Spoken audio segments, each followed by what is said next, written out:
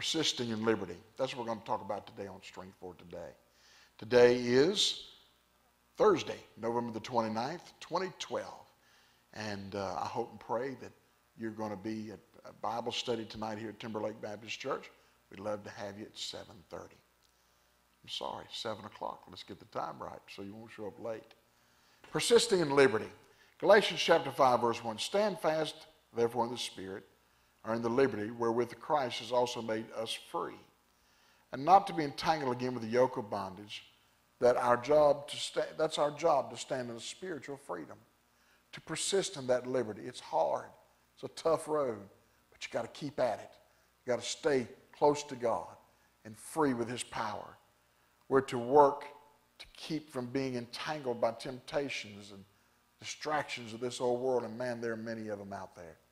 There are plenty of distractions to keep you from where you need to be and what you need to do. And that's the devil's number one goal. If he can get your mind off of Christ and your eyes off the Lord and on something else, he's got you. He's hindered you. He's stopped you. We got to be persistent. Blessings come with persistence. Job 34:30. The hypocrite reign not, lest the people be ensnared. Well, we got to work hard to keep people from being ensnared. We got to work hard to see people saved and to work and make sure they hear the gospel, especially these little kids and teenagers. That's where our greatest hope is winning them as they're young. 2 Peter 2:20. For if after they have escaped the pollutions of the world through the knowledge of the Lord and Savior Jesus Christ, they are again entangled therein and overcome, the latter end is worse than them of the beginning.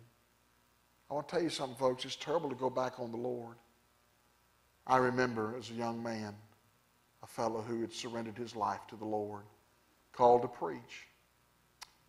He first surrendered, then he backed up, and he didn't go forward. As a matter of fact, he quit studying the Bible in Bible school, went to drinking and run around on his wife. He left her, and his life went into a spiral. He had a son who loved him greater than anything in the world. And his son followed his daddy, began to live in the world and drink and take drugs like his daddy. That boy went into the service. He went to San Francisco, California, on the West Coast. Someone dropped a drug in his drink. Whatever that drug was made him an instant paranoid schizophrenic the rest of his life. He was discharged from the military, sent back home. One night he got uncontrollable. They took him to the hospital. They said, take him home and watch him. So that night his dad spent the night in the basement with his wife, with his ex-wife, and with his son.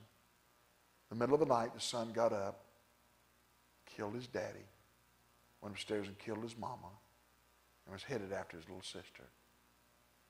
The end is worse than the beginning if you're not persistent. Be persistent. Don't turn back on God. Stay faithful. Greater is He that's in you than he that's in the world. May He be your strength for today and your hope for tomorrow.